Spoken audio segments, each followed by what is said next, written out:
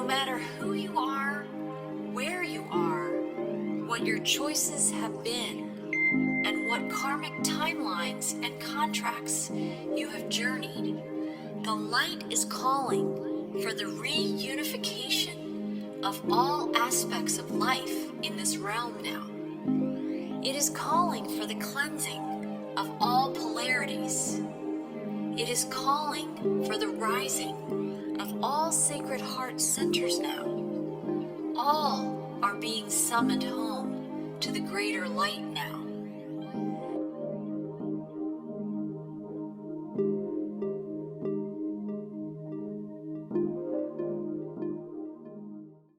Hi, and welcome to Whole Soul Mastery's Live Well, Live Whole podcast series. I'm Marie Mohler. I'm an author, intuitive, and the host of this podcast series. And I'm here again today with Paul Panzica.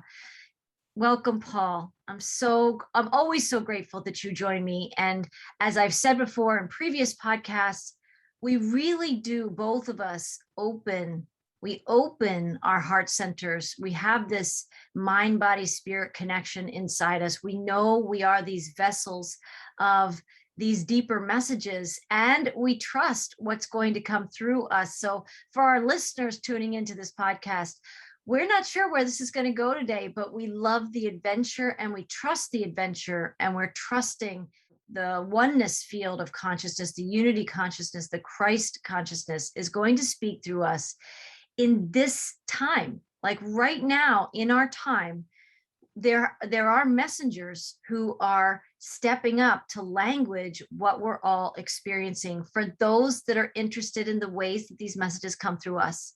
So I want to thank our listeners for joining us. I want to thank you, Paul, for joining me.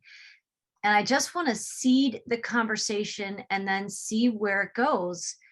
In a number of the transmissions that I've received as of late, there is this theme, certainly that these are epic times, right? These are profound times we're all living in. I don't think anybody on the planet would deny that. When we start to use the words, these are biblical times, there's a shift in the audience. Sometimes people may like, okay, I was with her and now, I'm not staying in this conversation because there's a reference to the Bible. There's a reference to religion. And then there's something that's been coming through. This is God's time. This is God's season. I've been feeling nudged to speak to some of that in the Marinades message that will come out at this point this coming weekend. That's tomorrow. I'm also becoming more timeless, right? So that's actually back tomorrow. That video is coming out. But I really wanted to see if we could at least start the conversation and see how this thread flows through where we journey today. How can we find a language that speaks to more universally to people's experience, while at the same time, historically, spiritually, divinely, there is a living map in the sacred texts, and specifically in the books of the Bible that made it into the Bible. There were many that were censored and canceled, basically. But of the map that we do have, we know there's some manipulation in what the powers that were at the time allowed to be in the Bible as we know it now. But for me, when I say these are biblical times, this is God's time, it lifts off the page. This is a quantum time. This is a time where there's a multi-dimensional awakening that wants to happen inside us, which includes us allowing in our Christ consciousness. And the name Christ, a lot of people, when they have had a negative experience of religion, or they weren't raised in the Christian or religion or Christianity, it just is something that's a trigger word that makes people turn away from the map that still is there for all of us to follow, right? And I, for one, am taking strength. And admittedly, I am not somebody who has read the Bible cover to cover. I was raised in the church up to a certain point, and then I went on my journey. And pieces of it have come back into my life when it's been relevant. Still have not sat down and read the whole book as it exists right now. But I feel myself resonating because I think I was in some of these biblical timelines, very much connected to the Essenes, very much connected with the people of the day that would have walked with Christ, right? But also the time of Noah, the time of Moses. Like, I connect with what it must have been like for the people of that time period, having to make their choices of what they were aligning with, what their consciousness was seeing, the lenses through which they were looking, how they found their faith when their faith was tested. We are going through tests as a global humanity now.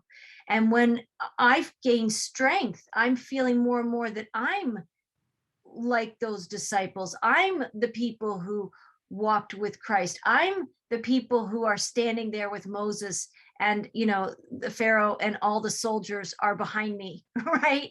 And it looks like there's nowhere to go, right? Do you denounce your faith? Do you basically surrender and sign the contract with the matrix itself and the darker energies, where you forfeit all that you believe to live? This is a deep time, and people have been living in the comfort of even the last 100 years, where people are so focused on the doing of life, going to work, paying the bills, sending your kids to college, right? Living that kind of day to day, where other than World War II, which was a massive experience, and we've had wars since, but that was another time that we've seen a whole civilization, a whole group of people tested like the world is being tested now. Who will you follow? And how can you connect with that if a part of you is resistant to the religious part of the language that might be offering you the strength that you need to transcend these times? That was a lot of words I just said, but there's a lot of energy I think people are struggling with. They want to know, they don't want to know. They want to pray and be in the light and embrace Christ consciousness, but they don't want to look at the darkness. They don't want to connect with the stories maybe in the Bible in that way, to see themselves reflected in the Noahs and the Moseses and the Yeshuas and the people that have come before us. And so it is interesting for those of us who feel a calling to share what's in our hearts to share. We know we don't turn away from the darkness. That's also a very uncomfortable conversation for many people. But at least I thought we could start by, these are biblical times. These are God's times. For people who don't have any of that point of reference, and that's not part of their language, or they're actually resistant to that, I wonder just what's in your, where you can shed some light on this conversation. Right. So we are living in extraordinary times. There's no doubt about that. And the entire world's population has been brainwashed or has been attacked through propaganda, probably since the 3rd century AD, Wow. against certain spiritual understandings. Right? And this comes from the First Council of Nicaea, where there was the point where the Roman Catholic Church was created through Rome, right? So the official religion of Rome was pantheistic, right? It was not a monotheistic religion. And then they realized, wow, this religion is really catching on, and people are really interested in it because it was liberating to those people. So they said, well, I'll tell you what, we'll just adopt it and we'll turn it into our own thing, and we'll use it as a method for control.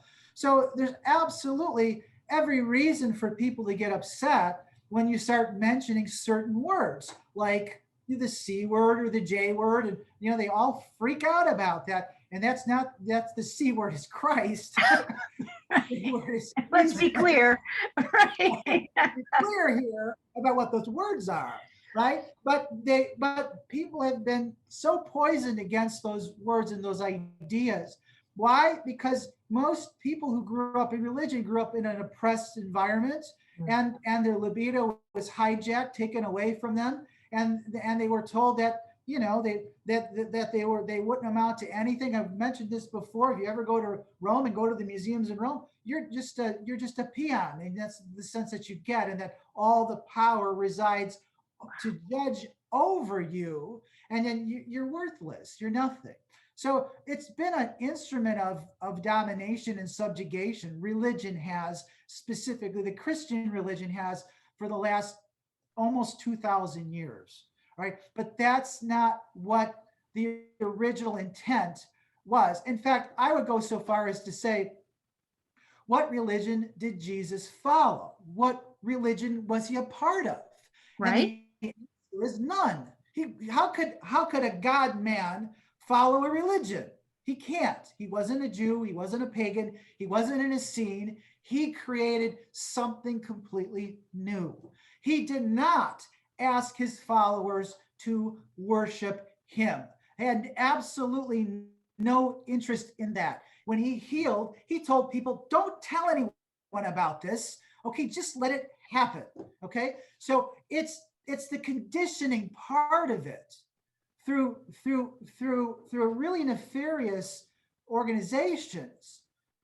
Right. That, you know, what did he tell us? He said, don't leave any idols of, don't create any idols out of me. Don't engrave my image. He said, that's not important. He said, I am not somebody to worship. I'm your brother, is who he said he was. And that was the attitude that he took with all of those around him. Now, you don't have to worship Jesus or Christ or any of these things. It's not about worship. Worship is over with. Worship is dead. We don't worship. We venerate. Okay? And so the new way of looking at this is to listen with your ears. Don't let anyone tell you what truth is, right? And it's like throwing the baby out with the bathwater. There's something really important embedded within all of the scriptures, but Yes. most people just have this gut reaction to just dismiss all of it. Forget it. I've been there. I've read the Bible. Oh, have you really read the Bible? Because you can read the Bible 1,000 times and you can interpret it 1,000 different ways. As it is, this is how it's described. Gnosis, even though they scrubbed it from the New Testament, from the Bible that we have right now, they couldn't get rid of all of it. It's still there. It's still there. And so they got rid of some things that they didn't like, but because their consciousness was in such a low state, there were things in there that they just didn't understand, right? So the written word, the word of God, the word of spirit is dynamic. That means it transforms itself as your consciousness transforms. The meaning changes. It has greater and greater and greater and greater meanings. The Gnostics used to say that gnosis, which was a life force, was embedded within the scriptures themselves. It was there. They called it the light of gnosis. It's in the words, the power of the words, right? So this is extremely important to understand, that there's a reason why we have scripture. Why is that? Because we have it so that we can validate our own experiences. This is not about religion and following an external authority or being. This is about catalyzing a process that transforms you so that you have experiences that demonstrate to you that there is a higher realm, a higher spirit, and that you are connected to it. Now, the thing is that when that happens to people these days, people say, well, you're crazy. Oh, that was a dream. That's meaningless, right? And so there's the reason why we have these written scriptures and mythologies or whatever that you have is that you have the experience. And even today, most egotistically inclined people will say, oh, that was a strange experience. I'm not going to say anything about it. I'm not going to talk to anyone about it. But you have to validate the experience. And how do you validate the experiences? Is you validate the experience through the experience of others that came before us who were thoughtful enough to write it down. And that's how you have these experiences. So once you start having these experiences, it's uncanny that the language of these experiences, like in the same direction that you're going with your channeling, is that these are archetypal thoughts. These are part of the collective human experience, part of the collective human consciousness or collective consciousness. It speaks in metaphors, it speaks in parables, it speaks in visionary, experiences. So we tie those, or the spirit ties those to those things that we have become familiar with. There's no other way. We can't create a new language for this. It is part of thousands and thousands and thousands, maybe all the way back to the Lemurian experience, that it's there in that language. So there is no better way to express it sometimes than the way that we receive it from source. And that way that we receive it from source is in these old types of these archetypes, which are extremely spiritual. One of the things that Carl Jung said to people was, it is impossible for a human being to be non-religious. Now, whoa, what do you mean, non-religious? You're kidding me. And he said that, no, it's impossible for you to be non-religious. Now, we could change it a little bit, and we can say that, man, it's impossible for you to be non-spiritual. All right. That resonates. So now, what percentage of the world is non-spiritual? How can we settle this argument? And the answer is, you can refer to the Central Intelligence Agency. They keep numbers on this. They keep tabs of who's following what. And according to let's say they actually published something called the World Book. And the World Book was published, and the last one I saw was about 2015, 2014.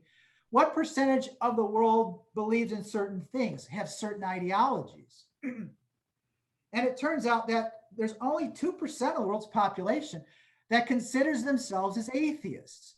Only 2%. That means 98% of the world has an appreciation for spiritual thought or for spiritual concepts, or is open-minded enough to accept it if they find something that resonates with them. Those people are called agnostics. Now, there's about 8 to 9 to 10% of the world that are agnostic. Those people do not follow any religions per se, but have not shut the door on spirituality. Now, that's a very important concept to understand. And I've had many discussions with agnostics who claim they're atheists. That's not the same thing. And that's not how the CIA defines it. It's only about 2% of the world's population that falls within that very hardcore parameter of, I will not accept any spiritual concepts or thoughts, and I will live my life in a very narrow way. Now, in that population, I hate to say this, are a number of interesting people, which mainly are more like narcissists, right? And that's really kind of where they reside. Now, I hope I didn't offend anybody, but if you want to look at egotistical thought and egotistical narcissism, its roots are in what we call secular humanism. And I don't have the time to talk about it, and I won't talk about it, but secular humanism is a form of mind control. And I will talk about this if you're ever interested at some point. I've given many lectures on this. Wow. All right. So now, in your spiritual development, in the final phases of your spiritual development, the last phase before spiritual enlightenment, initiation, is existentialism. That's the last phase. That's the phase where you worn out everything. The philosophies don't work. The religions don't work for you. It all starts to fall apart. And then you finally get to a point where it's like, I'm just going to follow my instincts, my gut instincts. I'm just going to listen to the voice that I've kind of developed a conversation with within myself. You want to read about, I always say there's two forms of existentialism. One of them is a healthy one, and another form of it is unhealthy. And in the unhealthy form of it, you wind up with nihilism. In the healthy form of it, you wind up moving towards something that you haven't yet quite encountered. Okay. And if you want to read any forms of healthy existentialism, I highly suggest the writer Nikos Kazantzakis. He wrote The Last Temptation of Christ.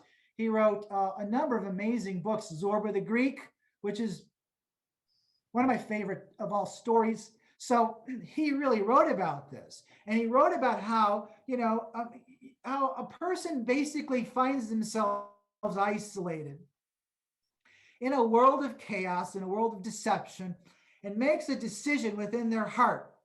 And that's simply, I'm going to live my life as best as possible, based upon the truth as best as well as I can interpret it. And damn the consequences. I don't care if whatever happens to me, this is the only way that I can live. And in his writings, he shows the hypocrisy of all of it, of all of the religions and all of this crap that goes on, because that person is becoming a heroic soul. And that heroic soul doesn't care anymore about consequences. They're going to do it because it's the only way they know how to live. They're not following any more philosophies, and they're not following any more, religions. They're doing it because inside them, they know that this is right. That's the last stage to initiation. Meister Eckhart, he was a monk. He lived in the Middle Ages. They wanted to crucify him. They wanted to, burn him at the stake. He outlived his Inquisition, luckily for him. But he was the one who basically said, look, it's a mistake if you think that I'm here and God's over there. It's a mistake. He says, we are one. God and I are one. We are unified. We are the same beings. Yes. Right? So this is not about an externalized form of religion. When you think of Jesus or Christ, almost everyone is brainwashed to believe that he's outside of you. Right. And you're still waiting to find him. Yeah. You're still waiting to find him or have him see him again. Right. There was a beautiful song. You want to listen to it, and it's by Brownie McGee and Sonny Terry. It's an old blues song, and it's called God and Man. Play hide and go seek. Listen to the song, because it basically sums up the whole concept that you're looking outside for what exists within you. Right. Yeah. Wow. And he says that in this song that when man finds God, then man finds love.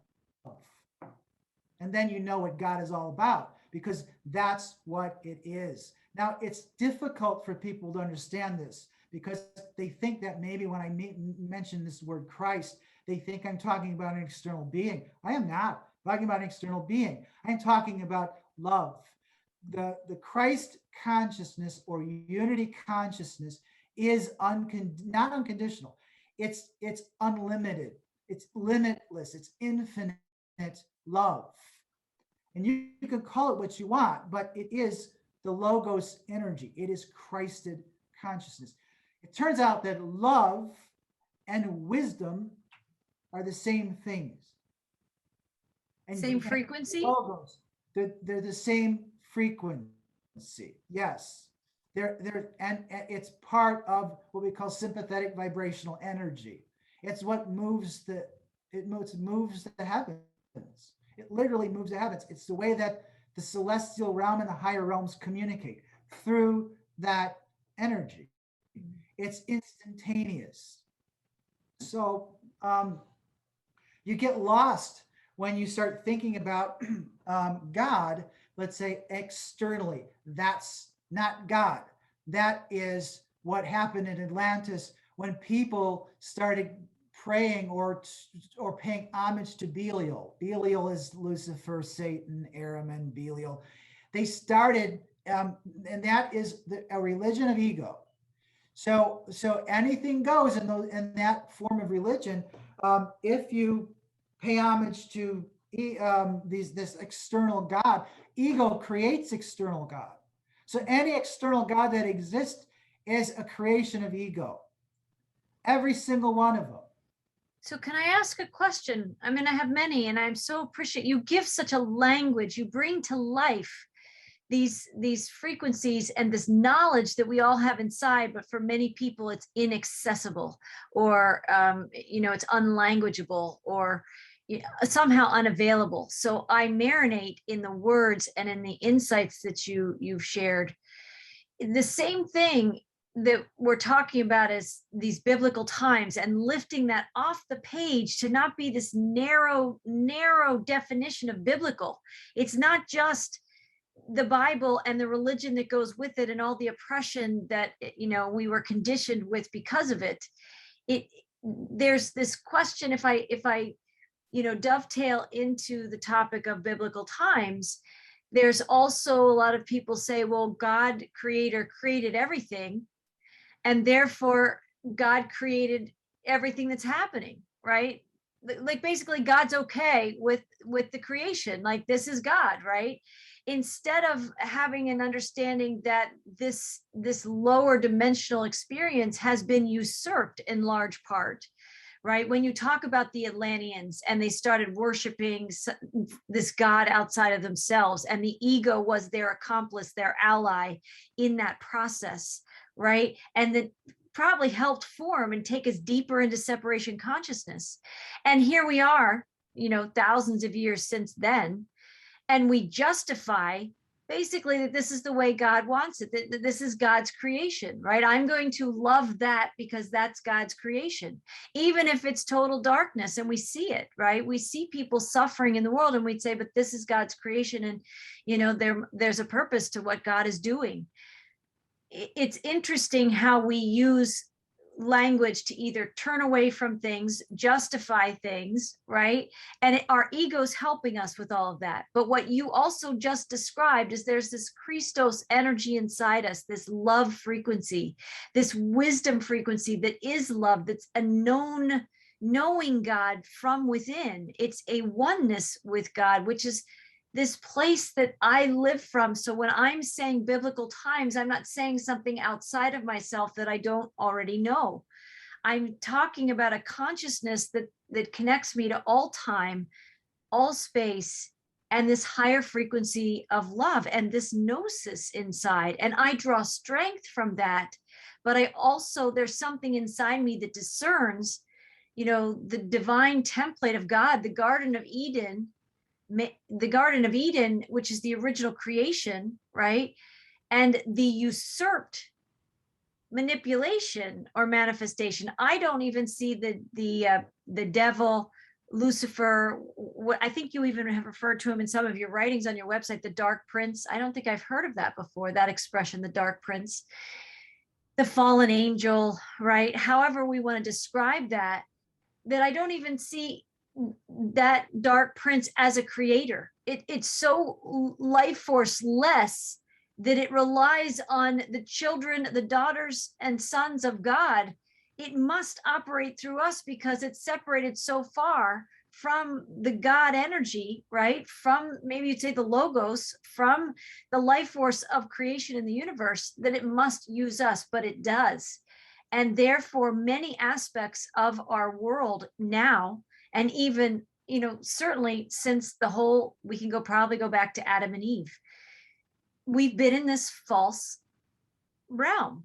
But a lot of people, again, because language has been manipulated, and even in religion, there's this, the words we have, everywhere we look, God is. And I think there's a tendency to even say, this is the way God wants it. God wants people starving in Africa because we can't know what God is doing with that. Those souls must be having those experiences for a reason. It's interesting. I think what comes to the fore in a conversation like this is language has been manipulated, right? The divine design and our understanding of God's design and how the serpent came in and usurped a lot of that design. A lot of people use language that it's all one and the same. It's like, I guess I'm not very geometrical, but there's probably a 1D understanding, a 2D understanding, 3D, 4D, 5D, right? And higher consciousness levels of understanding things. And I definitely move in that space, that it's fluid, and that the Christ is in me and I am that Christ energy, and God is in me and I am that God energy. And when I talk about breathing and conscious breathing, when we're partnering with God in the breath, every breath is a creation. That's very different understanding than most people, like you describe, who like God is outside of me. And when I'm talking about biblical times, they don't like the associations that they have, whether it's through their karmic history or their personal history, this lifetime, that they actually do remember, of a judgmental God, an angry God, a punitive God, right? Their associations are with the words that depict God that way. And I at least would like, in conversations that you and I are able to have, God is an inclusive God, right? It's an experiential, it's a frequency, it's a vibration, it's a living energy, versus something in a book that's got these very like 10 rules to follow. And if you don't, that's it. You're cast out of the kingdom of heaven. And, you know, you're just to be known as a sinner forever and ever. And that language of like heaven and hell and the duality game that is played with us. I don't know. That was a little bit of a rant, but important, because I think we are in a time of a crisis of faith. There's a spiritual crisis. We've gotten so separated globally, you know, as a planet, as a humanity. And there are fewer of us that have heard that call from the inside. I can't remember how you described it. Maybe it was the existential level of our evolution, where we've looked for answers in philosophy, and we've looked for answers in religion, we've looked for answers in medicine, we've looked for answers wherever it is. And we know that, oh, maybe it's in here, right? There are fewer and fewer people that, like you said, even the atheists and the agnostics, but if the CIA or whoever tracks, who is able to connect at this level, you know, you and I in our consciousness can see it's a smaller and smaller and smaller group of people that are keeping the faith, that are aligning with God, that are aligning with the breath, that are aligning with that gnosis inside. And more so, and that means in some ways, it seems like more and more people are aligning with what's being shown to them, right? Whether it's propaganda, whether it's family members and words that get repeated, kind of like a peer-to-peer conditioning, right? Which is how you know, fear spreads that way, right? One person gives their fear to the next person, gives their fear to the next person. So those in faith and those in fear, it's a whole different consciousness, isn't it? Yes, it's a whole different consciousness. Those who are in faith and those who are in fear. So there's a lot of things there. Let me see if I can try to address it. Yeah, So, toss it back to you. you know, God is a loaded word too, you know, because a lot of people don't know what you're saying when you say God. You know, and Joseph Campbell used to say that too. Oh, what God are you talking about, right? I mean, oh, the big God, the big G. Oh, yeah, I know him about him too. So, but he would always joke about that. But Yahweh, right? That's the God I'm talking about. Jehovah. Hey, listen, there is no God. God doesn't exist, not in the way that we have been conditioned to believe. He doesn't exist. And what does exist, see, this, it may have existed in the past. I mean, we had kind of mentioned this before with something called the Procession of the Equinoxes. Ages change, consciousness changes.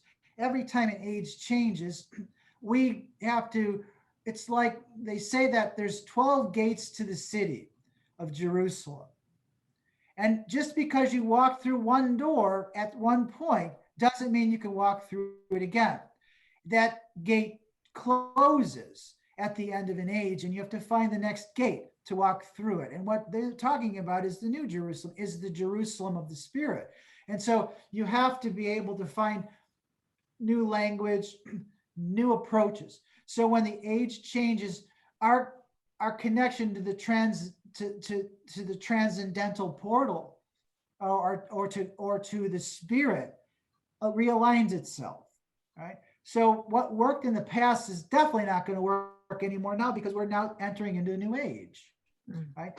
But what anytime we externalize it, and anytime we say God, you know, in an external way, that's not God. That is, it's a figment of or a creation of your ego. Your ego has created it. Not only that, I think you mentioned this, we empower it. We give it life through worship. That's why it demands worship, right? Is it judgmental? God's not no, not the human God, not what we're connected to. It, because that lives within us. We're all part of it. We're all a little facet of it. We all make mistakes. We're all here to make mistakes and learn from our transgressions. And that's why we're here in this world, because we have to learn through these mistakes and through isolation, you know, but we're not going to be judged for it. The only person that judges us is ourself, you know, and there will be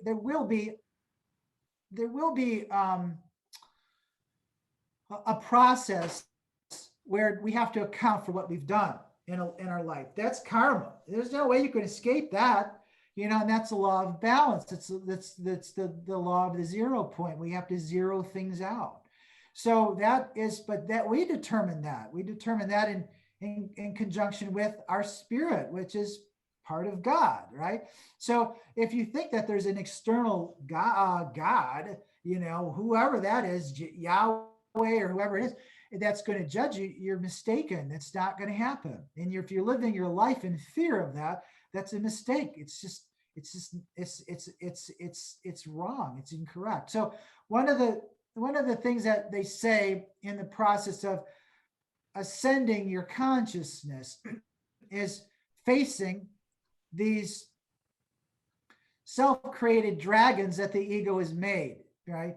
So the ego has made all of these dragons. And Nietzsche basically wrote about this beautifully. And he says, you know, you all have living within you, or we all have living within us, a dragon that has 1,000 scales. And on each scale, it says, thou shall, or thou shall not. Dragon of rules. It's a dragon that the ego's created and that you've propagated for many, many, many lifetimes. So you have to then become a more heroic being, and you have to slay the dragon. It's interesting that Nietzsche talks about this very interestingly. He says that you have to turn into a lion and kill it. He says that we go from a camel to a lion to a child in this transformation. The camel is the beast of burden. The camel is the slave. The camel follows all of these ridiculous rules. The camel worships, doesn't know why the camel's worshiping, and just a beast of burden. It doesn't think. And then we have to become praying lion. And it's the lion, we've talked about this, the lion heart and all of these amazing things, the lion's gate portal energy and all these other things. It's truthful. And we have to develop the courage to slay the dragon. But if you keep that energy at that certain level, you know, if you take that energy, this praying lion energy, and you turn it away from the dragon, and you look at, you know, at those people around you, you're going to be very difficult to live with. Because lion is to a very high degree an egotistical energy on itself. Really? So what did it say? Yeah, of course. The lion's energy is the sun. Leo is connected to the sun's energies. And so our true ego is the light within us, but it's very lion-like, right? But that is not who we are completely, right? And so what do the scriptures tell us in order to enter into the kingdom of heaven? Well, your heart has to weigh as much as a feather in the Egyptians, but very similarly, you cannot enter as a praying lion. You can only enter as a child, right? So you have to find humility, And you have to understand that that's just an aspect of who you are. It's not who your true self really is. Your true self is a much greater and more loving being than just a praying lion, right? Now, what do dragons do? And what dragons do is they guard gold, and they guard maidens and princesses and these types of things. They have no use for them. The dragons are controlled by parasitic, usurping energies that prevent us from getting to the places that we need to get to. So part of the existential experience or process is eventually to face all of these enslaving or controlling rules. And religion is a huge part of this. And what we need to do is we need to slay it. We need to destroy it. But it's not just for the sake of destroying it because it's bothering me or it's because it's bringing me down. That's not the reason. The reason is that you're on a quest to find a greater truth. And spiritual truth is different than physical truth. It's incorruptible. And and there's nothing on the plane of this earth that has more value than that. So you can compare it to a mountain of gold, right? In the, what was it, the Hobbit? Was it the Hobbit movie, or was it the Hobbit where there's a Benedict Cumberbatch plays a dragon in one of those movies, and he's in this subterranean cavern, and there's just a mountain, there's an ocean of gold, and the dragon is swimming in the gold. What's worth that much? And the answer is your freedom. You're from the bondage of this world and from knowing the real truth. And the only thing that's worth that much is spiritual knowledge. The other thing that the maiden represents is your life force. She is Blvd. She is a goddess that's been imprisoned by all of this. And so that is what you're fighting for, right? That's what you're slaying the dragon for, to become, to unify yourself again with those energies. And then you become incorruptible, and then you become golden. This is alchemy. This is the enlightened form of chivalry and all of these other things. You can't escape it. This is part of how we've been encoded. This is our language. This is the path that we have to follow. And if you don't want to go down into the darkness and fight it, that's fine. And you can hope for the best, but you're not alchemizing what needs to be alchemized. You're not taking back what's been robbed from you. So, and you're still part of the enslavement, even though you're having a happier experience. There are people who don't want to look at the shadow and the darkness, and they do enjoy the joy. And I know all about that. You and I both know that. It's beautiful. And there are times that even we don't necessarily look at something. We allow ourselves these amazing human experiences, right? And our spirit is involved in those human experiences. But when you're on the path of spiritual evolution, and you even used the word in our last podcast or two, that transfiguration of the Christ, right? There is that, and I don't know if that's the same thing as human evolution and transfiguration, right? This evolvement, this alchemization, that is a different path, isn't it? It's like the path is wider for those on the spiritual path, the ascension path, but it narrows when people really commit at that deeper level to do the alchemy, that alchemical work, right? Yes. So now that we bring this up, I didn't know if I was going to talk about it, but I will. Sometimes I have interesting visions, and I had one this morning, and I thought, maybe I'll share it. Maybe I won't share it.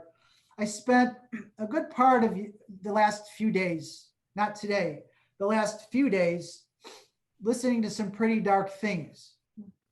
Sometimes I just will devote a short segment of my life or time to look to see, dig as deep as I can and find out what's really going on.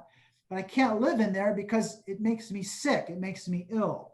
So I have to withdraw from that. but I did spend at least a day looking at an interesting source that somebody steered me towards. And it was, quite frankly, soul crushing. It was soul crushing. And then I woke up this morning and I went downstairs and I did my little routine, my exercise and stuff. And I turned on your lecture. And I felt like I was renewed. So I wanted to mention this because it all depends on where your level of consciousness resides.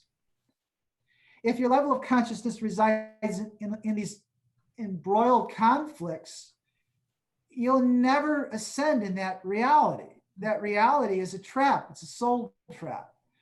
There is so much deception. There is so much hostility. There's so much confusion that you really can't trust any source, regardless of what they're saying. There may be partial truths in what they're saying. There may be a lot of truths in what they're saying. But right now, it's like dog eat dog. Everyone's pitted against each other. And the world is in chaos. We know that. That was what's happening. The world is in chaos. So in this dream that I had, and I'll try not to mention names, but you might be able to guess in this dream who I saw and who I encountered. You can put a number of names to this. Okay. So it's very brief, right before I woke up, and I had this kind of chaotic dream. Your endeavors of what you do in the day, conscious endeavors feed the dreams. There's no doubt about it. And so sometimes the higher self wants to get involved and they want to teach you a little bit of a lesson. And so they'll give you a vision to enhance what you're thinking about. And so in the vision, here I am in a very chaotic, like, warehouse room. And I'm there kind of like as a partial observer. I maybe been working there. I'm not so sure. And here is this extremely well-known globalist who's basically chiefly responsible for all of our misery. He's not completely chiefly responsible, but there he is of nerdy secular, diabolical scientists. Here they are loading trucks containing sealed cases of what basically amounted to genocidal injections. Well said. Right. And so here they are doing their diabolical Dr. Evil nerdy stuff, and this person looked like, to me, he always looks like this anyway, is like he's gutted of all life. He's extremely frail and nasty. He doesn't look like he's healthy. He looks like you could push him over with a feather. And here he is commanding all of this, all of these people to do his bidding. And I'm like going, I could take him out right now. I could take him out right now. I'm here. I'm right over here. What would stop me from doing it? If I had my sword, I'd ram it through his heart. I ram it through his heart. But you know what? I wasn't wearing a sword. So I turned around and there was a lot of other highly respected colleagues that were very highly ranking academically or whatever in the evil spectrum they were. And this one person who I, let's say, recognized, started saying, "You see what he's doing over here? This is crazy, man. I mean, this is genocide." I said, "Why doesn't somebody take him out?" And all I got from the people in that room was apathy. So I started looking at this guy and I go, "Well, it doesn't affect you, does it?" I said, "You have an underground place to stay and you're going to weather this storm and you really don't care. You don't care about him and you don't care about what's happening. You're disengaged." Right? So a couple of things. Soulless. They too are soulless. They're all soulless. So a couple of things struck me. Number one, I could have in a previous, let's say, time frame or timeline or in the past, pulled a sword out, rammed it through his black heart. I've done it.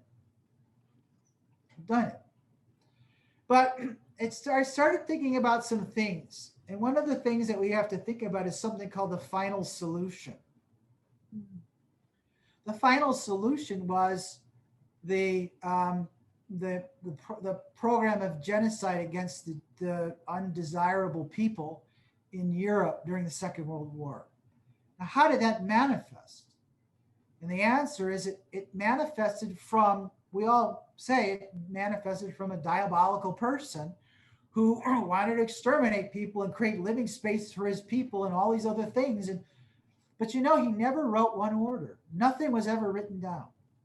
The way that this was executed was through like a corporate board meeting where members of the military, the state military, and corporations got together and wrote orders to execute the plan. But not one plan was ever uttered written on paper by the alleged architect. So it didn't matter whether or not I took this guy out or not. The die has been cast, and it is moving forward. And it doesn't matter whether he's alive or he's not alive. In fact, there's some resources that are telling me that he is already detained and that he will be executed very shortly.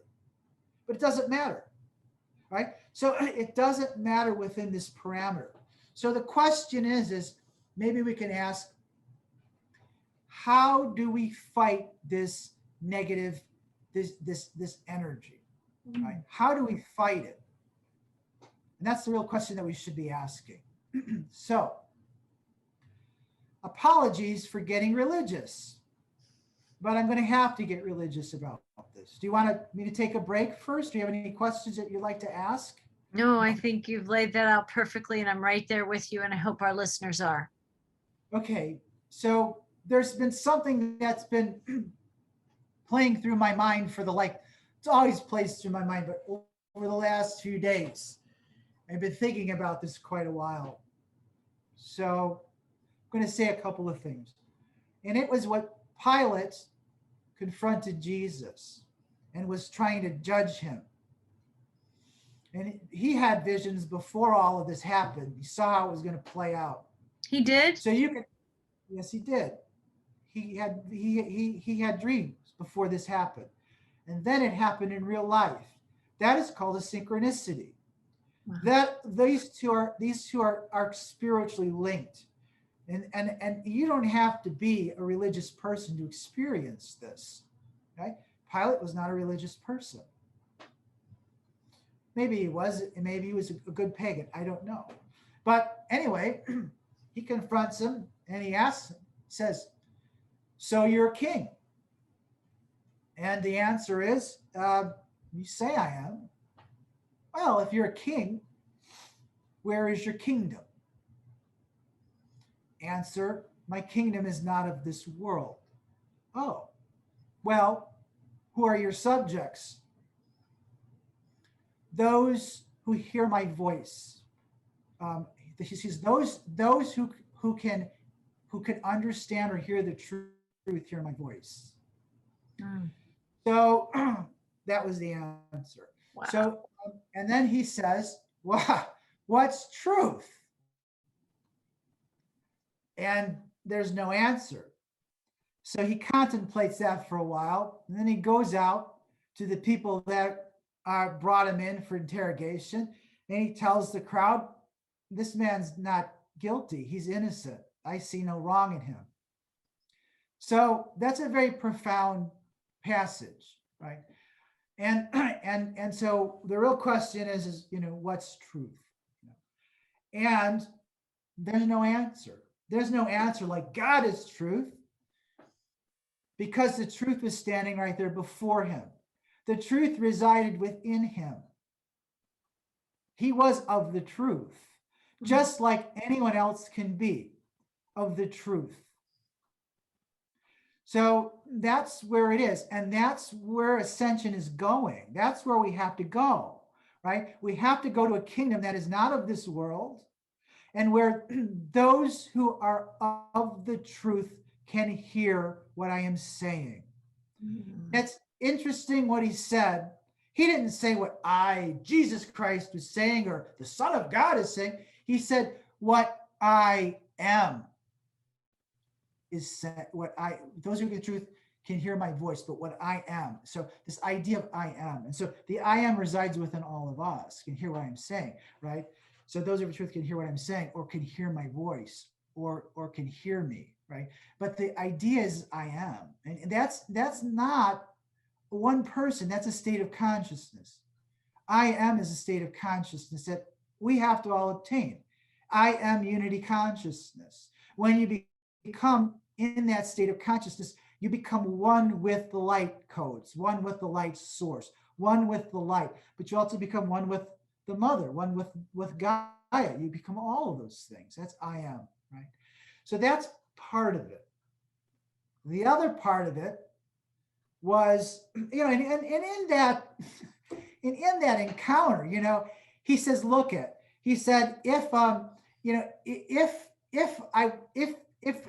wanted to, or if the time was right, then those who are part of my kingdom would be here, and they would have already gotten me out of this predicament. They would have acted, right? But it wasn't meant to be. It wasn't something that was going to happen at that time. There's another passage that happened that occurs, which is always really perplexing to me. And this has to do with when he excises demons out of two men. And so they're walking, and they're at a place called Gadarenes or Gadarenes, like Essenes Renes, Gadarenes. And it's just this area within Jerusalem, I think that's in the Golan Heights. And so they're walking, and then they see these two men, and they're clearly possessed, or that everyone thinks they're possessed. So Jesus encounters the men, and the demon speaks through them. I mean, it says that it's not your time. Your appointed time has not come yet. You can't cast us out. Your time has not come. But he proceeds to cast them out. He said, well, if you're going to cast us out, throw us into the pigs over here. This is a herd of pigs. And so he casts out the demons, and they jump into the pigs, and the pigs run off a cliff and they kill themselves, right? But what's really interesting about that passage is that it says your time has not come yet. Yes. Right? Well, it's come. We're now living in the time. So, what do you think the sword is? What do you think the new sword is? And so the new sword is Christ. Yeah. Right? That's the new sword. Let me tell you something about this concept. This is unity consciousness. This is I am consciousness. This empowers all human beings, right? One of the reasons why Jung said it's impossible to be a-religious or a-spiritual, or non-religious or non-spiritual, is because the spirit resides within you. By denying that element, which is your highest element within you, you deny yourself. You deny the greatest part of yourself. You cannot live as a whole, healthy person in that state. And he understood that that was the reason why people suffer from depression and anxiety and all these other problems, because they're denying the greatest part of who they are, right? Yes. So that's the reason, right? That they deny that part of who they are. It's their spiritual, it's your energy, it's your spirit. That's who you are, right? And so how can we use this as a weapon? And that's really interesting. So the thing that the globalists, the nefarious fallen people, whoever these usurpers are, the thing that they fear the most is Christ. They can't stand it. It sends them running away in droves. It's just like what happens to those pigs. Even the pigs couldn't stand those devils. They jumped off the cliff. He drove them out that easily.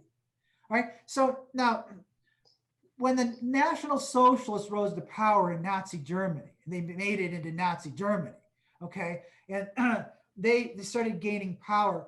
Who do you think they persecuted first? Who was public enemy number one to those people? It was a man named Rudolf Steiner. That was way before they persecuted any other ethnic groups. They had to get rid of him. They had to kill him. Wow. They couldn't move forward until he was gone. Now, here was a man of peace. Here was a disciple of Christ consciousness. And they could not move forward unless he was gone. He built an organic building called the Gertzeneum. In fact, there's a picture up there, right over there. That is it. Wow. And that is the second one, because they burned the first one down and they tried to kill him in it. They burned it down, and it was like a giant musical instrument that took harmonious energies in the form of music, and it focused it back into the earth. Wow. He built it during the First World War, where all these nations were fighting each other, and he took tradesmen from all over the world, and he brought them into Switzerland, and they all worked in harmony, and he taught them while they worked. He would give them lectures. Wow. And they all worked as craftsmen. They worked on it for years to build this symbol of peace. He thought it would be a place of world peace.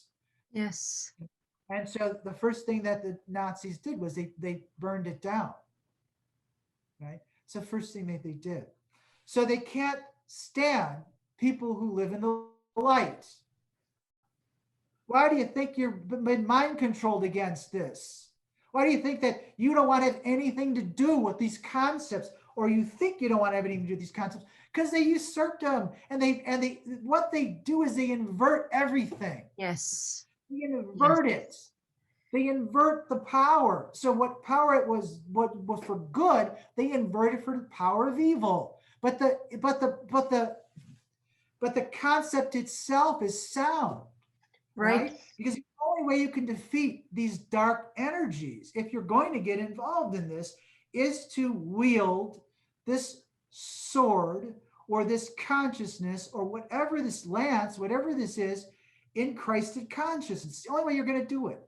The only way that you're going to be able to fight them. Now, it's very interesting. There's another thing I wanted to bring up. So this is all about love. It's all about love, and the details of which maybe we'll get a chance to talk about. But one of the things that all of the great teachers ever taught us was that if there was no love in your soul, you would be dead. You would die. You would not be alive. Wait a minute, I know a lot of loveless people and they live to, 100 years, right? Well, that's not exactly true. Love is part of the etheric energy. It's part of the life force. It is our life energy. Many, many, many people said this. It is the manifestation of spirit. It is the manifestation of God. I don't like to use the word God, but that's what it is. It's where it comes from. It comes from source. Without it, you'd be a corpse.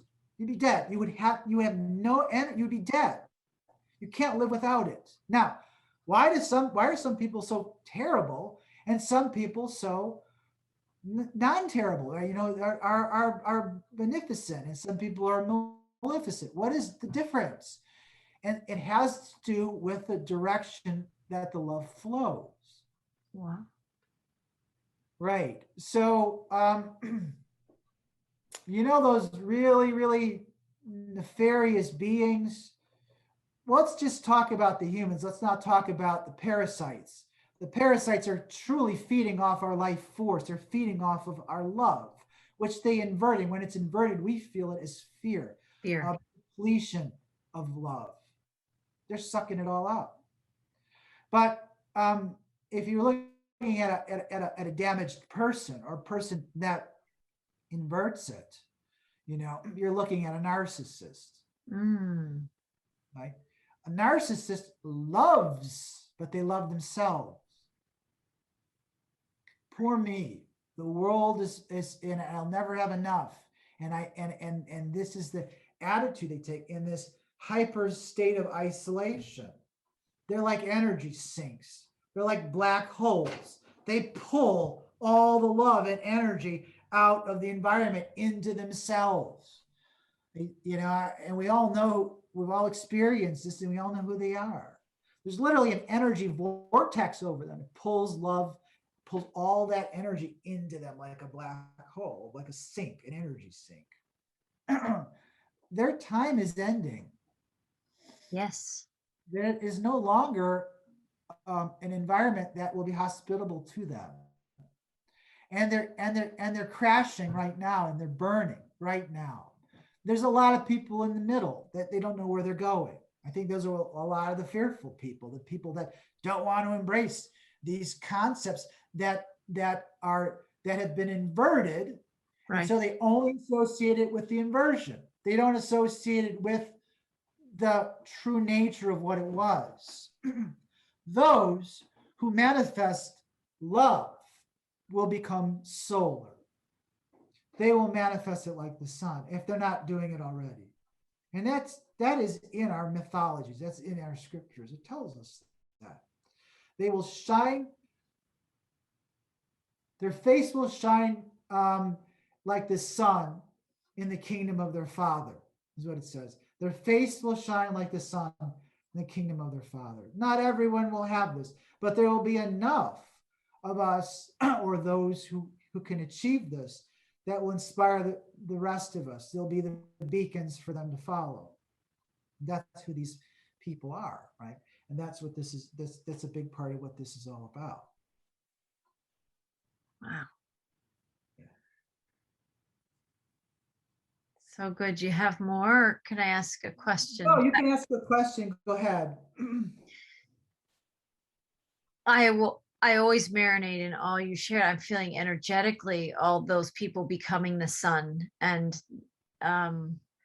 just the extraordinary energy that we are all in these times. We're all experiencing this energy. Even if people think it's outside of themselves, it's going on right in here.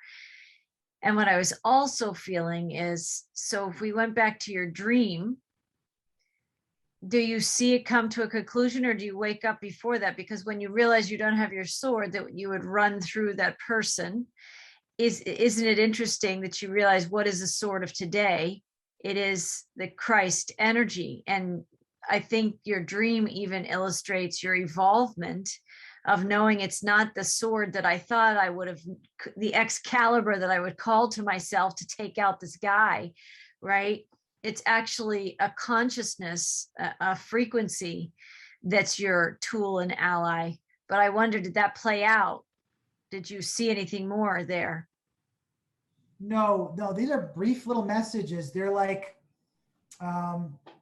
partially constructed so that they're thrown to me or given to me so that I can finish it.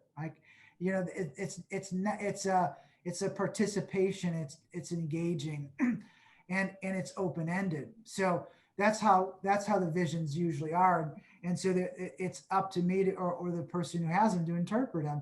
And so that's how I interpret it. I could have interpreted in many different ways. Right. But that's the way that I've interpreted. That's given me enough to steer me, I think, in the right direction regarding this. Right. Mm-hmm. So. Right. Right. So, yeah. So, I mean, we can go in a couple of different directions. You know, if we want to continue to go down this path, we can, or we can switch gears and go somewhere else. But I think that it is very important for us to understand that this isn't a passive process. This is not passive. And I'm sorry to say that those who just feel that overt positivity, I mean, listen, let me put it this way. There may be people on this earth that are here for overt positivity, that they may have no karma and invested in all of this. And they're light workers and they came from other places.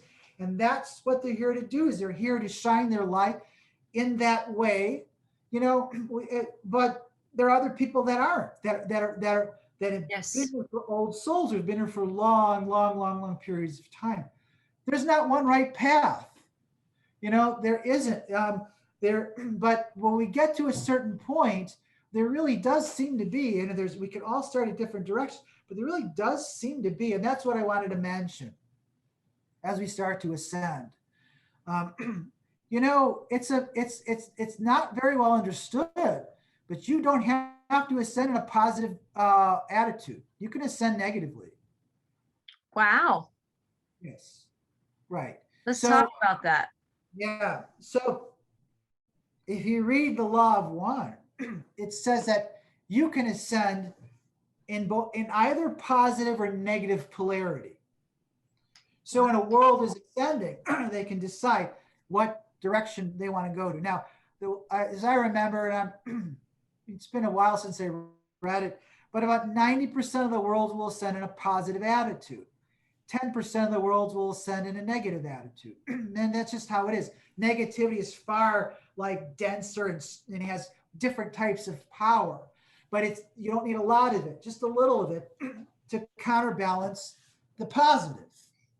Don't ever forget, and I mentioned this before, the law of the universe is karmic balance. It's not overt positivity.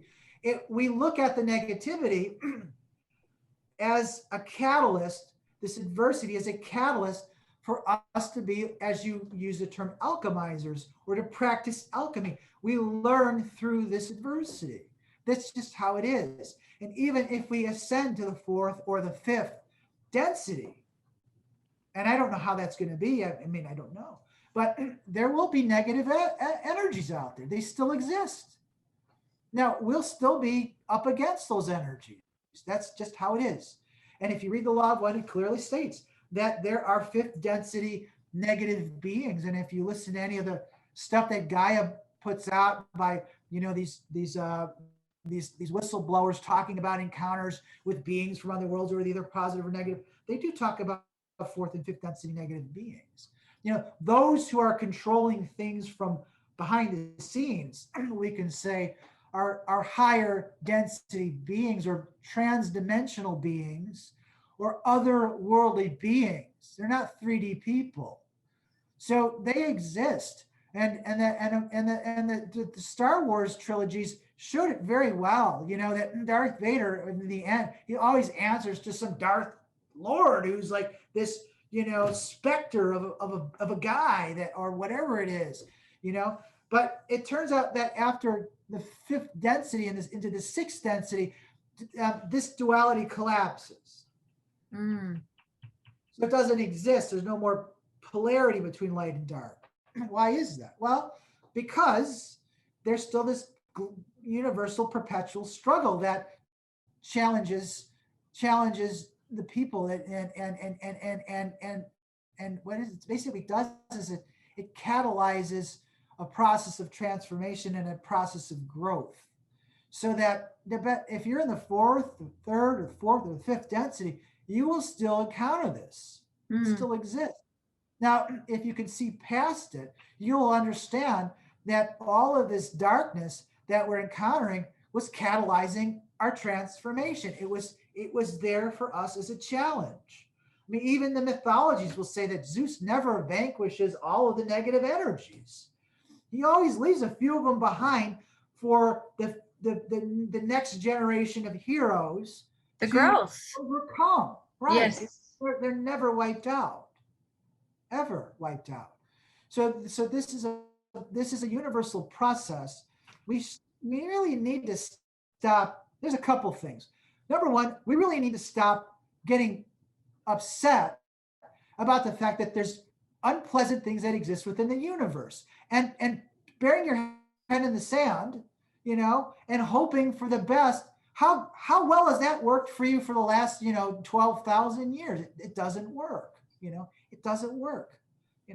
For most of us, it doesn't work. You have to alchemize. You have to process all of those experiences, and yes, there will be a remnant left behind, but you will not be a part of. But there will be a lot of it that you'll transform into a higher state of existence. Yes. Serpent is part of us. You can't deny yourself that. That's part of our libido energies too, and that's part of our impulse, or it, and that still will, a lot of that will still come with us. You can't distance yourself from that. Now, what's left, the remnant of what's left, that we won't be a part of. It's like this skin of the snake that's being shed. Mhm. I don't want to be part of the snake skin. It's dead. It's a dead remnant. And those who have been manipulating us down here are fully aware of it. So in order for them to stay down here in this lower realm of consciousness, they have to create a virtual reality. Mm. A virtual reality. And that virtual reality exists within electronic media. It exists within a virtual platform. That's what they're trying to create, right? This has been predicted to happen for over 100 years. You know, Rudolf Steiner called it, and not only Rudolf Steiner, but many people in theosophy called it the eighth sphere. Now, to clarify it, I'd like to call it the false eighth sphere, because there is a true eighth sphere. And the false eighth sphere is this virtual reality that they're creating, that they're trying to sell us as the only way that we can preserve our life indefinitely, right? So if you want to beat death, or you want to cheat death, or you want to extend your life indefinitely, these transhumanists are trying to sell us this concept of marrying ourselves to machines and or imparting all of our life force energies into some kind of a virtual platform that's mechanical or that's, you know, that's artificial.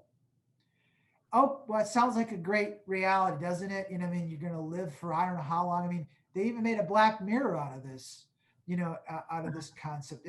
It's a hell. I mean, why would you want to? But people want, if people may want to have that experience, then have the experience. Okay, go ahead, have it.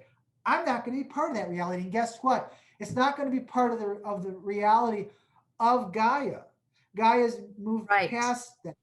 So it'll be all part of the remnant that's being cast out of Gaia, or that's being cast off of Gaia. And it was viewed as a spiritual rat trap. Literally, is what it is. It will be a hellacious place to live, because these usurping energies can't stay on Gaia. So they're going to create an artificial construct like a life raft that they'll cast off of.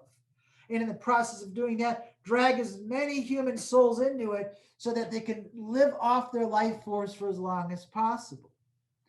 So that's really what we have, you know, that's one of the timelines that exists in this bifurcation. That's one timeline, but that's not the timeline that Gaia and the biosphere is taking. Correct. So if you're interested in moving into that ascended biosphere, then you have to move with ascended consciousness. And again, the external gods will fall in that remnant. Right. All of those concepts, they're all going to be in there. And the only ones that will take with us are the ones that live within us. That's it. The ones that are alive within us. Those are Christ. You know, and I always used to like to say this, that we do live in a godless construct, but not quite. So we've created a construct where God doesn't exist. The masculine form of God doesn't exist. But it does exist. It exists within those souls who carry it within them and express it within the reality. That's right. That realm. Now we're getting to the point where there's more and more and more and more of us, and that we are going to help to manifest this realm where it becomes far more transparent, where we're reverting the flow, or we're diverting the flow of love back into its natural attitude. And that's what we're doing, so that we become solar again, and many of us will. Eventually all of us will become like solar beings, will manifest love through us. And that is Christ-like. Call it what you want. You call it, but I mean, that's what it is. Isn't that the Homo Luminous? Homo Luminous. You can call it that if you'd like. Homo Right. Luminous. Exactly. It's all this. It's the same frequency, and I think people need to use language that resonates, but that doesn't block them out of the pathway to the ascension by turning away from words because they don't like the inverted associations made with it, right? I think we are invited. I like Homo Luminous. If I was somebody that didn't resonate with biblical or God's time or even ascension or Christ consciousness, I think a lot of people, there's a neutrality. There's like a luminescent neutrality in Homo Luminous that I think a lot of people can connect with. But that is where many of us are headed. Even some of those that are caught up in the fear, faith, wrestling part of the journey right now, I think those people who feel the fear, a lot of people have awareness at least of that. They haven't necessarily made their committed choice yet, but as more gets revealed, I think more are stepping up and away from the serpent's invitations, right? I do think people say it too about the gears of justice turn slow, but they are mighty. And when it gains momentum, when those gears get going, there's nothing stopping that. And that might be the same thing as the gears of ascension. Might seem like they turn slow, but when they are in, when they gain that inertia, that momentum, and more join with their energy as a collective, where we pulse together this living frequency, there's nothing stopping that. And yes, some may eject into that, I would call it a lifeboat, like a death boat, right? That are ejecting off of Gaia. Yes, right. Right, exactly. And they may think that's where they're going to have their new life, but there's actually no life force in that boat. And some will choose that in a way almost by default, or because of evolution. It's just maybe something that they choose. But I do believe, even though we haven't talked about this, Paul, but I was shown a long time ago by another very gifted prophetic visionary and intuitive, that there were this 30%, 30%, and 30%. And 30% weren't going to make the leap or perish, one or the other. They're going to have a very different experience. 30% were going to be caught kind of in the middle. You and I both feel that. I think many people can feel that. And then 30% are committed all the way in their own ways, how they're making those choices and those choice points. They may stumble, trip through the process, 2 steps forward, 1 step back. Some people in that 30%, but they know they're going. Even if they take a step back, they know they're going to make 3 steps forward the next day, and they're on their way. And some people who I do believe are the light holders that are like, why do we have to look at the darkness? I think there's certain star beings who are wired to be the ones who are going to know the portal that is opening to humanity, and they're going to know it with every fiber of their being. And that is their focus. Like, I don't know if it's a protractor, but if we had this timeline of percentage, there's in the duality, you have on the other end of this timeline, any beings who can suck souls into the death boat that we just talked about, right? That they're 100% committed to that portal, to portal into the lifeless boat that's going to eject off of Gaia, but that we can still be who we are, the way we want to be it, right?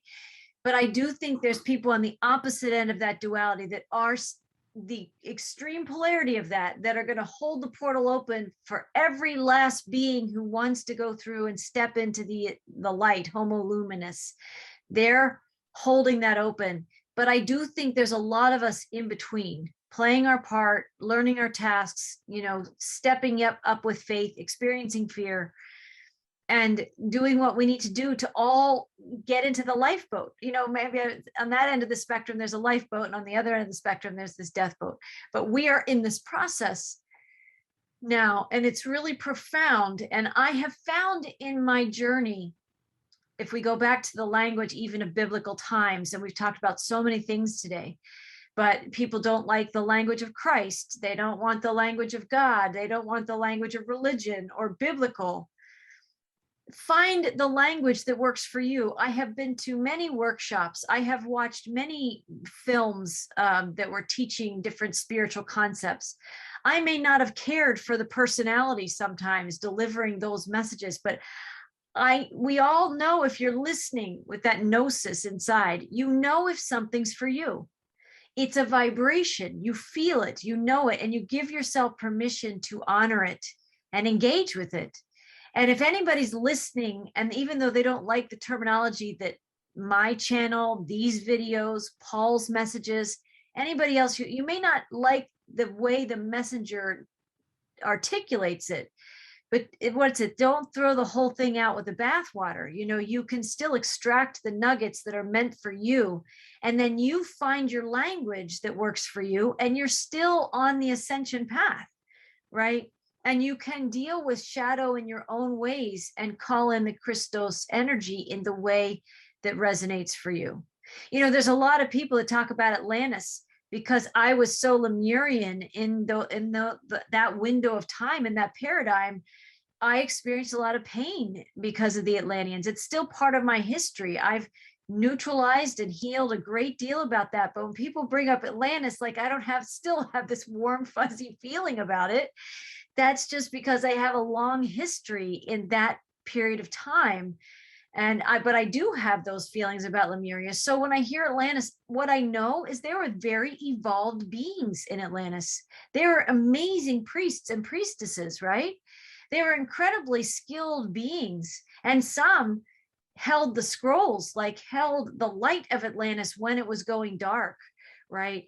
And I have reverence for that, even if Atlantis might be a trigger word for me in my old karmic history. It's less and less so, if at all, now. But that's been a journey to neutralize the electrical charge I had about hearing that word, right? That descriptor. We can all do those things. If I shut out Atlantis, I'm shutting out a whole extraordinary connection with a consciousness that had so many beautiful things. It's like Germany. If we were all to say, well, Nazi Germany, then, oh, I don't want to think about Germany, right? I just want to shut it out. There's beautiful things about the people, like you said. There were arts and things that were off the charts. There's things to offer to us. It's the serpent that's inverted all these things, that you're right, it isn't outside of us, but we're uncomfortable with that energy that's inside us and in our egos too. And we're trying to close the door, as if closing the door on that is going to get us to ascend faster or better.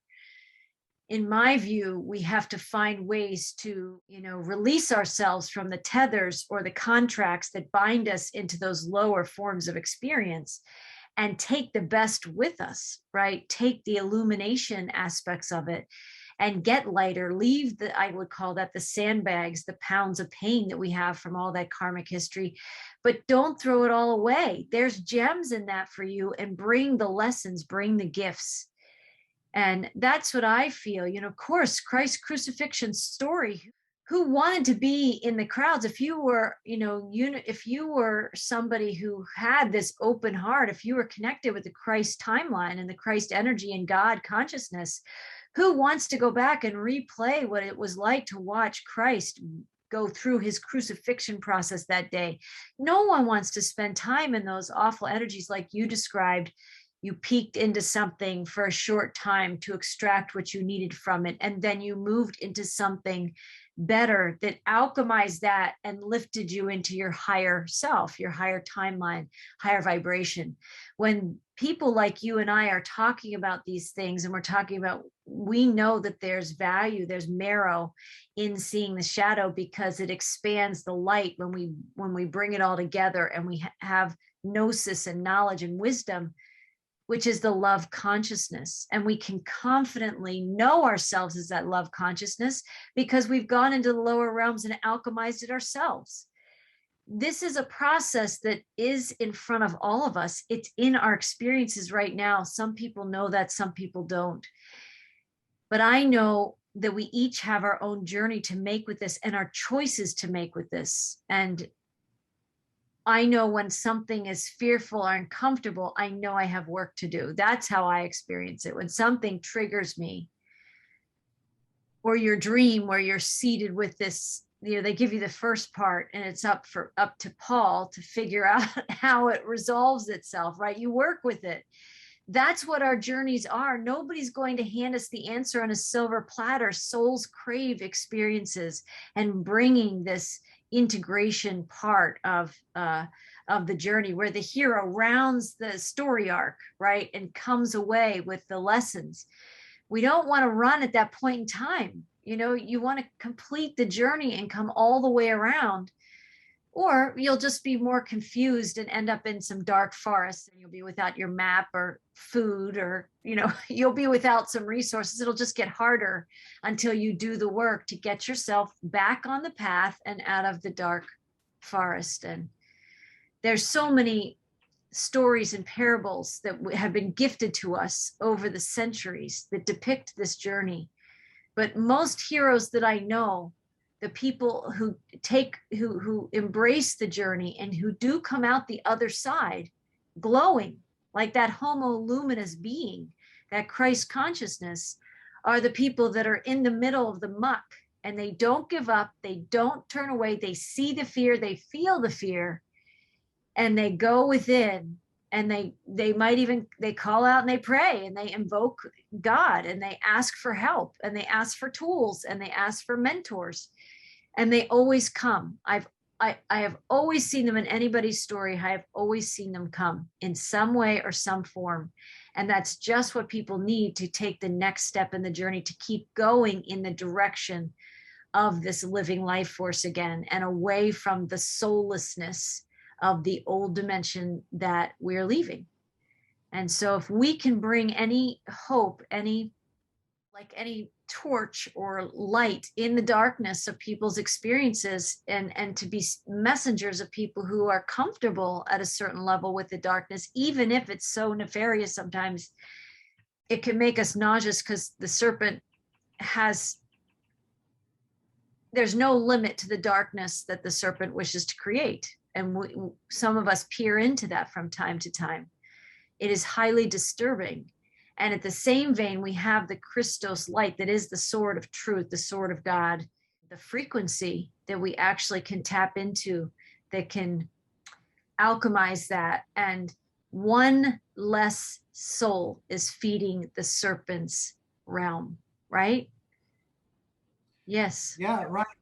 So the like I said, you can ascend in a negative fashion, but in order to ascend, you have to really be evil. You have to be. Somebody said like they said like you can ascend. The law of one says if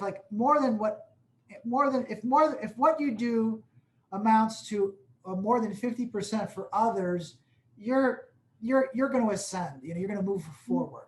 But in order to be ascend in a negative fashion, 95% of what you do has to be self-centered.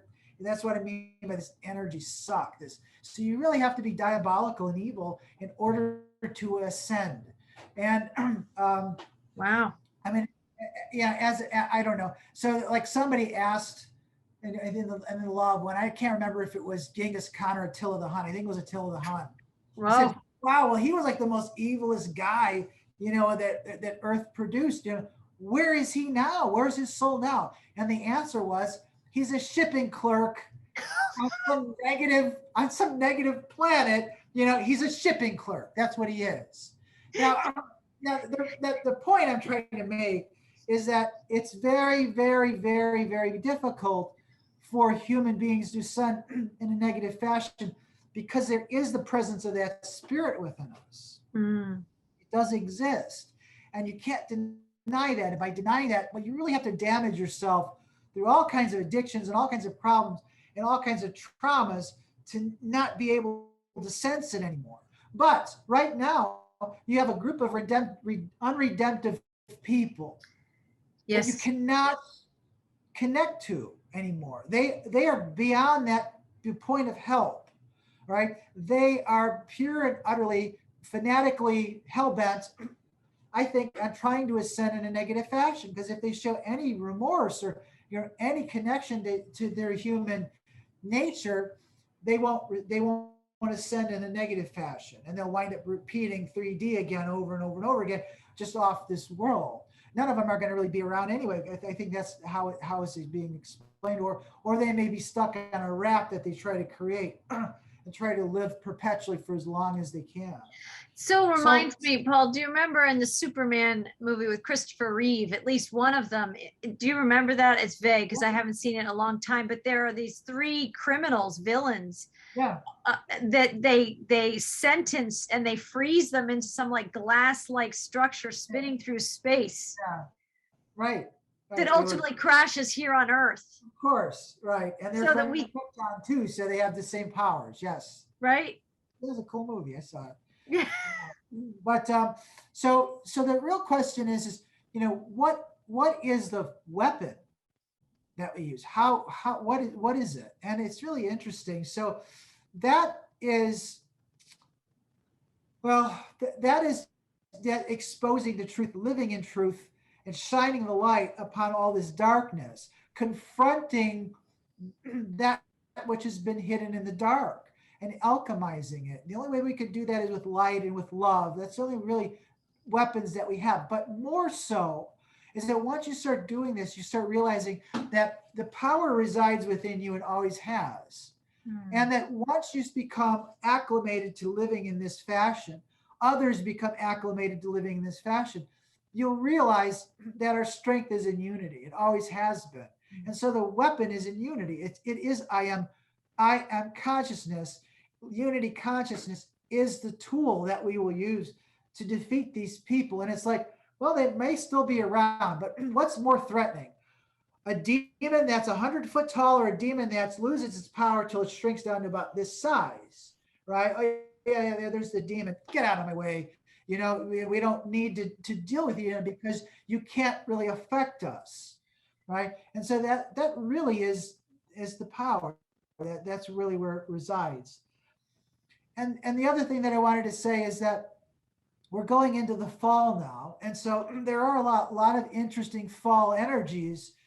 And we talked about this the first time we spoke. I mentioned this, and fall is kind of like the end of this. The summer harvest is Virgo energies, and we talk about the fall harvest and all these other things. But the real first like signature of the fall is Libra. And that's the scales. That's about balance.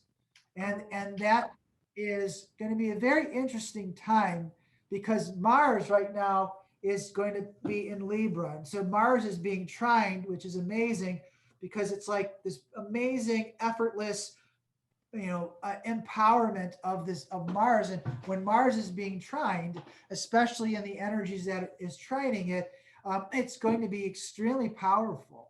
And so that this is going to be a really interesting time. Now, the signature of the season is that grand trine. Actually, it's more than a grand trine. It's what they call a kite. So it's a grand trine, but then in opposition. I wrote it. It's up here on the board. I don't know if you can see it. Yes, I can see some. So on the other end of the kite is Chiron. And Okay. Chiron is amazing healing energy. So it's going to be about, once again, dealing with the deep and most painful wounds that we have and alchemizing that and using that to help empower us to move forward. Now, what's also very interesting is that I look at these times that we're talking about the fall equinox as a birth, right? When is the fall equinox? Well, it has a time and it has a date, and it has a place. The place is Earth. So it's like a signature, like something is being born. And so in that signature is what they call a finger of God. I've talked about this before. It's called a yod. And that is pointing to Venus. And Venus is in Scorpio. And so Scorpio is like the heart of the fall, right? So Scorpio is really interesting. And Scorpio, we talked about this. It all, I don't want to go into all the details, but it does fit in with the concept of the crucifixion that we're all going through. And we talked about the first energetic body, which was the lion. Yes. And now we're talking about the second energetic body, which is the bird. Oh. No, it's not. It's not the scorpion. It is the eagle. It's the eagle. So, but it is in the sign of the Scorpion. And this interesting part is that you have two pathways. Now, this is about the heart. Venus is all about heart-centered energy, heart-centered love. The question is where will we direct the energy? Now, I think that the Mars energy is giving us empowerment. And it really suggests to me when that Mars energy is empowered, and the kite pattern is extraordinary. Just to see it at that moment is really it's extraordinary. But the kite pattern is about transformation. More so than transformation, it's about transfiguration, literally. And it's using the power of Venus and the power of Jupiter. And I don't want to get into all the issues of that. And it's transforming it into what they call the power of Neptune. And what is Neptune about? Transfiguration. How you just say, how does transformation and transfiguration differ? It's just, is it like transformation on steroids? Transfiguration is becoming something different. It's transfiguring yourself into something far greater than you were when you started. Wow. So Neptune does that. When Neptune shows up, some of these people say, oh, it diffuses the energy. The energy just gets diffused and nothing really happens. Well, on the mundane plane, nothing happens because it was lower energy that it was transfiguring or transfiguring into a greater energy. And you only can sense it in that realm if you can sense it at the higher spiritual levels. So the kite is this transfiguring, transformational, but transfiguring energy. And it's very powerful. The transfiguration of our heart, we're going to need the energies of a very powerful and very powerful spiritual presence. And that powerful and spiritual presence is Mars, and Mars is in Libra, which is in the scales, the sign of the scales. And who holds the scales? And the answer is the archangel holds the scales. It's all Michaelic energies. This is about dragon slayer energies again.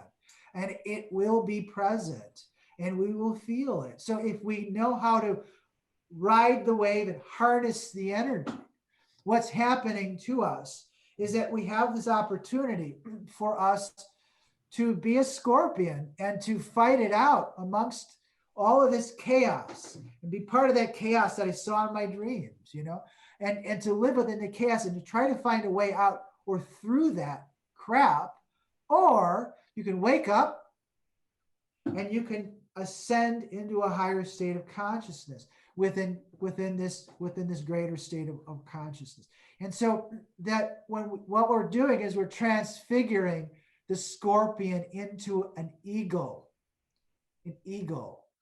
That's what was there before the scorpion. And that is the second harbinger of peace that you talked about. Which I love. The second angel, right? And so that is what we're doing in this fall time. Now, yeah, there'll be a lot of catalytic issues that'll be going on. And man, it's gonna get, I think, worse before it gets better. It is. But we have to hold fast. And we have to understand that our tools for this battle are not physical; they're spiritual. And yes, we can wield a spiritual sword, and we can have a spiritual shield. And these things are all steeped within the light of truth, right? And so the other thing that drives this is heart. And so where is your heart in all of this? Is it for yourself? Is it for self-preservation? Those who try to save their lives will lose it. Right. But those who lose their lives for my sake will find it. And so those who understand that our strength is in unity, our strength is within those around us, inspiring those, because our well-being and our state of well-being is determined by everybody else's in a higher realm of ascended realm of consciousness. My joy is related to your joy. My security is related to your security. My prosperity is related to your prosperity. And I want to preserve it. I want to do everything I can to manifest this, right? And that's the power of the eagle. The eagle's a noble being. It's not a poisonous scorpion. And this is our mycelic energies. And we will, we'll transfigure. Many of us will transfigure ourselves. I wanted to mention, and I've heard this 3 different times from 3 different sources, that this may be a very interesting season for the rise of masculine power in a positive way. Yes. I think the world's ready for that. It is. And this is what I'm hearing from these sources. And I have to mention it only because I've experienced it already. And I keep searching for others who've experienced it, and that's maybe why many people can't relate to me, because they haven't had the experience yet. But they're saying it's coming, and it's coming in this season. And this is an experience that men will experience. It'll be a masculine experience. And it'll be this transfiguration from living this kind of like life of conditioned comfort. And these people through this adversity, these men will through adversity will be pushed to a new limit, and they will learn to adapt. It's going to catalyze a process of remembering why they're here. And they're here for this moment. They're here to become crusaders again for true justice. I mentioned this before. That Michaelic energy. The Michael, he's fighting for justice, true justice, divine justice, spiritual justice.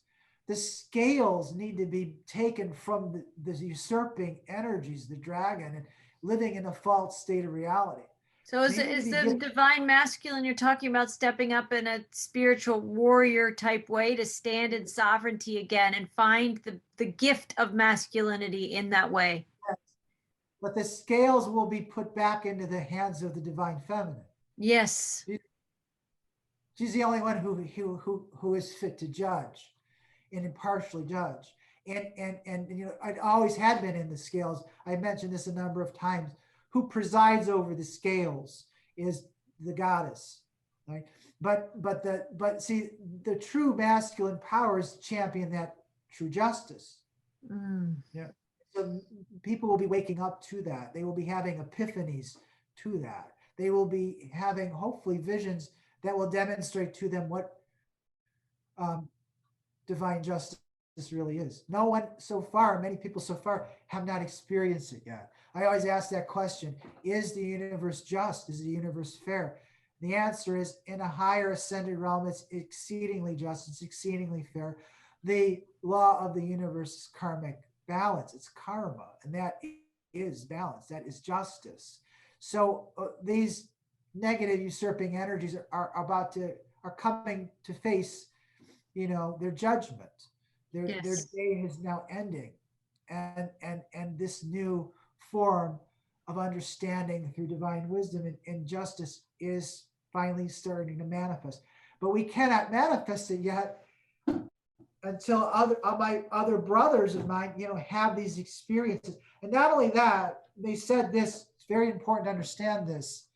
It's like you can have an exceptional night, but that exceptional night needs a host of other people to support that warriors. That they needed a lot of support.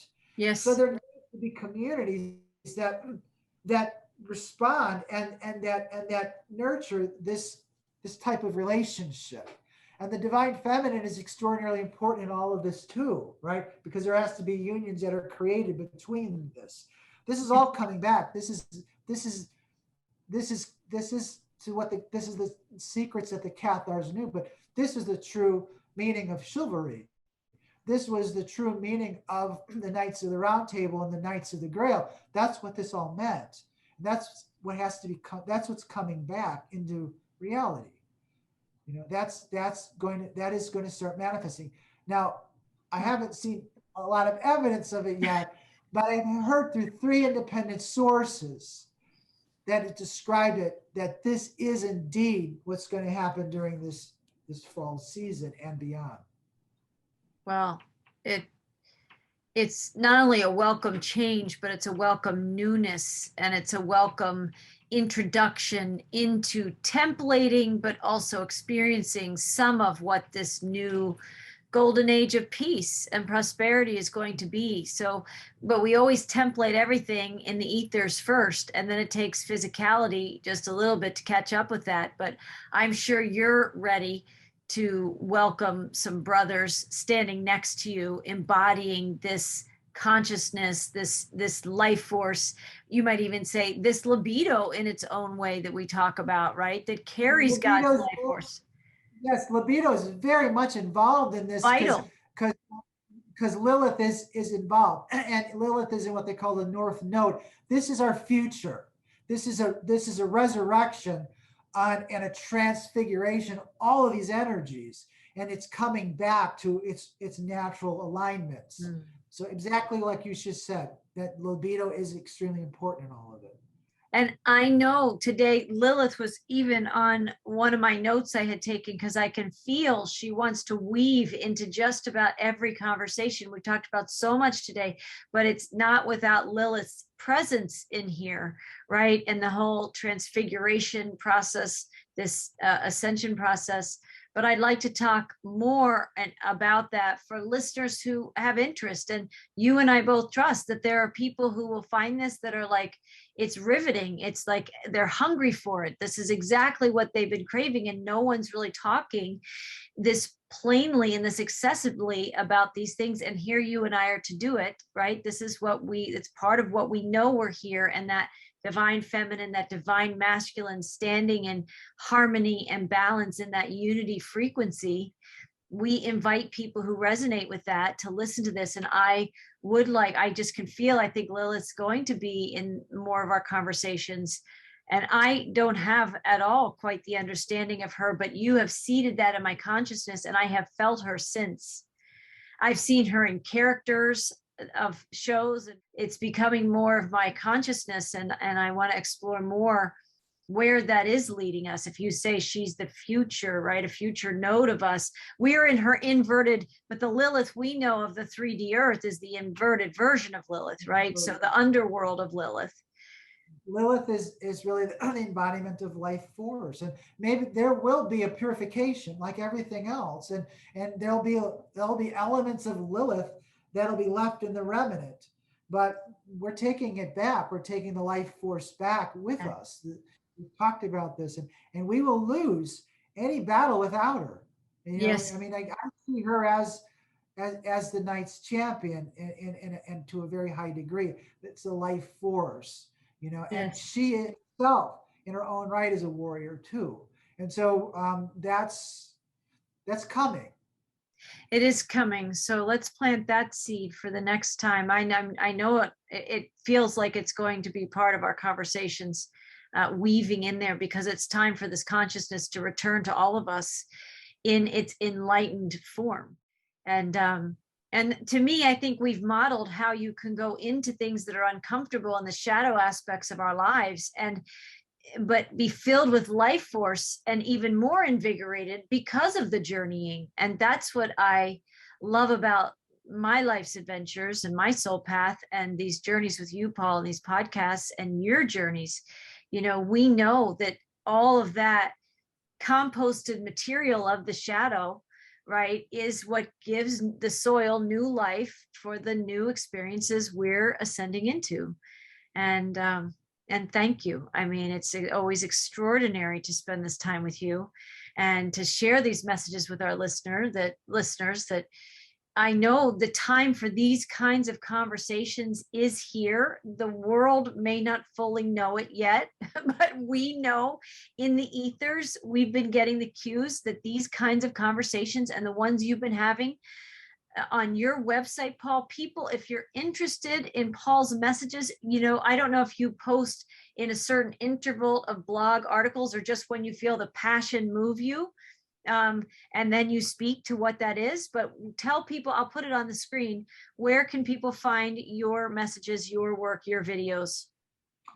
Yeah, I post about once a month. I try to make it a point to post once a month. Sometimes I post maybe more than once a month. I try to post some videos, but mostly essays. Everything that I have is at beyondthesoulsmeridian.org. And, it's a blog. So if you have something constructive to say, be more than happy to, respond to it. And it's a resource. It is a resource. It's a treasure trove. I wrote it as, I always say, it was self-preservation. I wrote it so that if I did come back into this world, I'd have a place to start.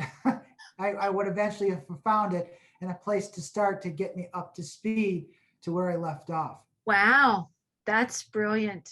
That's amazing. Maybe I'm doing a little bit of that too. Somehow we're leaving breadcrumbs for ourselves, right, in time. And well, thank you. And people definitely check out Paul's website. We're trying to podcast at least once a month. We have a roundtable that I want to try and pull together and get more of us in conversation, because that's when all these energies, even more in that spirit of unity consciousness, come alive inside us. And I think we all get a lot of empowerment from each other and from people expressing these aspects of the journey, right? So, but people can find more of these messages at Whole Soul Mastery on your favorite social media platforms, definitely through YouTube and Rumble, and then Facebook and Twitter, and wherever you frequent for the messages that empower you right now. And also you can listen in via just audio podcasts on Spotify and iHeartRadio and Apple iTunes. And check for Whole Soul Mastery on your favorite streaming services that you listen to. So until next time, we send you blessings in the journey, right? Bye, everyone.